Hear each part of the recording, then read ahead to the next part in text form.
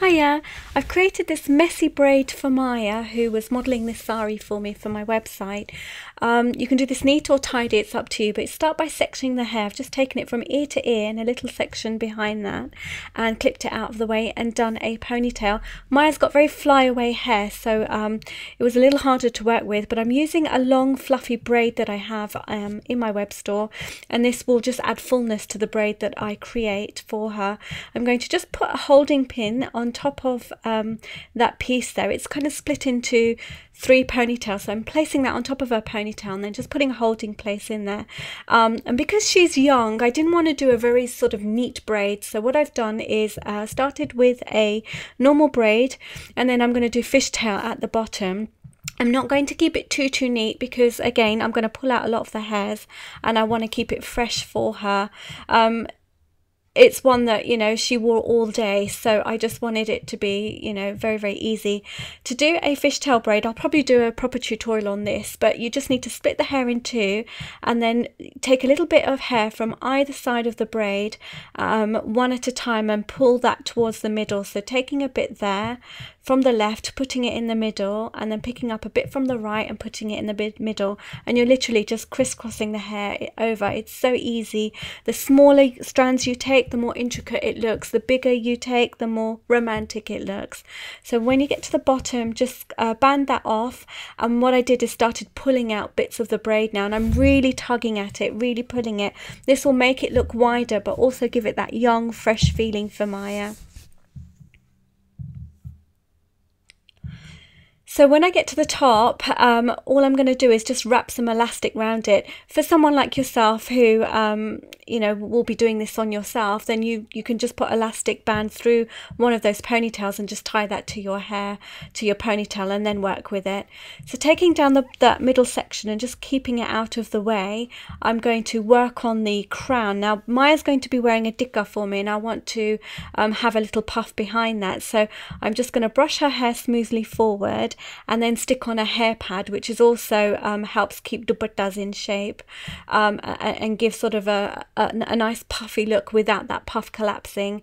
So I'm going to pin that in securely all the way round and shape it as I go along. It's kind of a sausage shape, but I like to just tuck in the end so I don't get a square look from the sides there.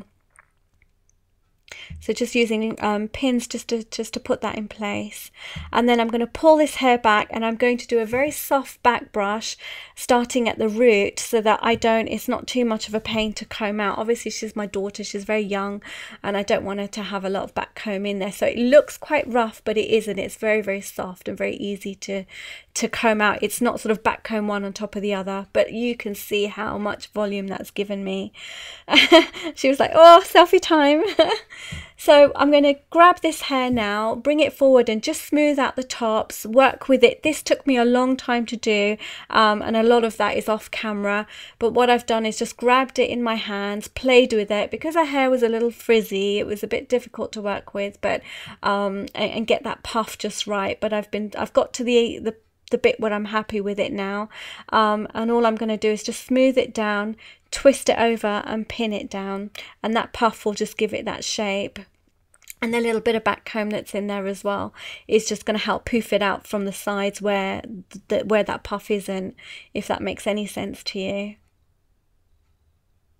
I think at this stage I've already put the dikka in. I can't remember, this was recorded about 3 weeks ago, but the dikka would be sitting underneath that puff, and then the puff would go on top.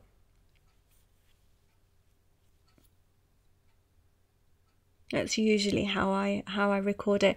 So what I'm going to do is take the tails now and create little bumps, and that's because I'm going to have some curls running through there. So I wanted to create, you know, some texture and some you know, some base for those curls to sit on. So I'm going to create a little loop there, which you can see there, and then I'm just using my Babulous Pro Curl to just curl those ends.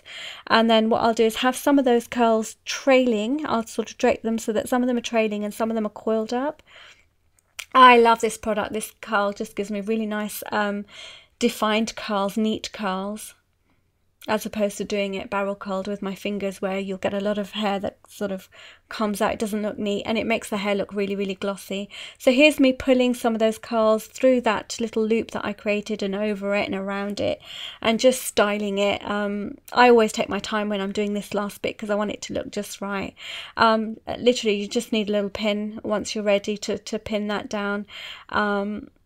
And that will create that sort of little bit. You don't have to. Obviously, this style is created taking into account Maya's hair. So Maya's got a lot of hair. It's thick. She's got a lot of volume in it.